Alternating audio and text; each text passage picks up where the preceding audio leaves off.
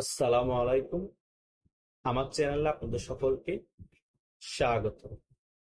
Doctor Yunus সরকার আমেরিকার সাথে দহরম মহরম সম্পর্ক রেখে চীনের সাথে পরকীয়া করতে চেয়েছে। চীন ব্যাপারটি সম্পূর্ণরূপে বুঝে গিয়েছে এবং বাংলাদেশকে সকল ধরনের ঋণ দেওয়া থেকে বিরত থাকছে। এখন থেকে আর বাংলাদেশকে কোনো বিষয়ে ঋণ দেবে না চীন সরকার। কেন দিবে না? কারণ আপনি চীনের সাথে সম্পর্ক ভালো রাখবেন, চীনের শত্রু আমেরিকার সাথে সম্পর্ক ভালো রাখবেন, চীন কি এটা মেনে নিবে?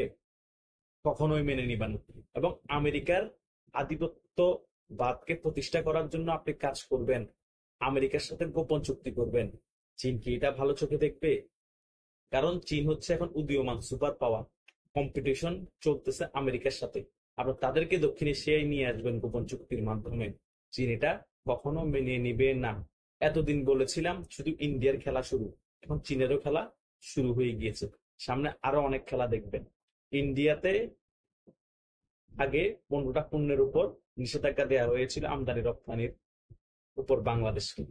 এখন আরো অনেক ধরনের নিষেধাজ্ঞা দেখতে পাবেন ইন্ডিয়া থেকে, এবং চীন থেকেও দেখবেন অনেক কিছু বন্ধ করে দেওয়া হবে আমদানি এবং রপ্তানি। শুধু চীন না, রাশিয়াও অ্যাকশন নেওয়া শুরু করে দিবে। কারণ আমেরিকার আধিপত্যবাদ দক্ষিণ এশিয়ায় প্রতিষ্ঠিত হতে দিবে না রাশিয়া, চীন এবং ভারত। চীনের সাথে ভারতের যতই বিরোধ থাকুক, কিন্তু আমেরিকার ব্যাপারে তারা একমত। তারা গ্রুপিং করবে, তারা মারামারি করবে, গোলাগুলি করবে চীন আর ভারত, কিন্তু আমেরিকার আধিপত্যবাদকে দক্ষিণ এশিয়া ঢুকতে দিবে না এবং বাংলাদেশের যাতে আধিপত্য তৈরি করতে না পারে সে ব্যাপারে তারা সবসময় একমত ছিল এবং একমত থাকবে। এখন শুধু রাশিয়ার খেলা দেখার বাকি আছে আমরা। ইন্ডিয়া খেলা অনেক আগে শুরু করে দিয়েছে, চীনও এখন খেলা শুরু করে দিচ্ছে। কারণ তুমি আমেরিকার সাথে সম্পর্ক রেখে আমাদের সাথে পরকীয়া করবা, সকল জায়গায় ব্যালেন্স করবা, এটা হতে পারে না। আর এটা হতেও দিবে না। কারণ ইন্ডিয়াও সুপার পাওয়ার, চাইনাও সুপার পাওয়ার, রাশিয়াও সুপার পাওয়ার।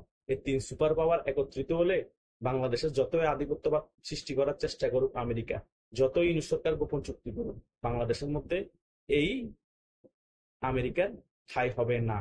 বরং গৃহযুদ্ধ হবে, বরং আরেকটি বড় যুদ্ধ হবে। তারপরও আমেরিকার আধিপত্যবাদ বাংলাদেশে বিস্তার করতে দেওয়া হবে না।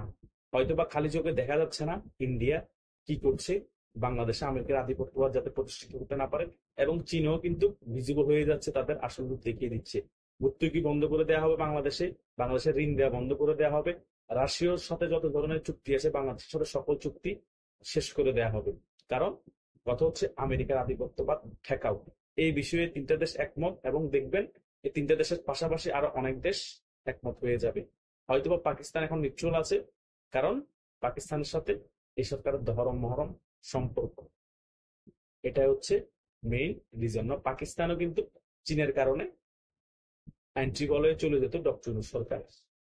এখন দেখা যাক এই তিনটা দেশ একত্রিত হয়ে ডক্টর ইউনূস সরকার কি প্রেশার ক্রিয়েট করতে পারে, এবং বাংলাদেশে আমেরিকার আধিপত্যবাদকে চিরতরে কি মুছে ফেলতে পারবে, নাকি আধিপত্যবাদ প্রতিষ্ঠা করেই ছাড়বে বাংলাদেশে এই আমেরিকার প্রেসিডেন্ট ডোনাল্ড ট্রাম্প।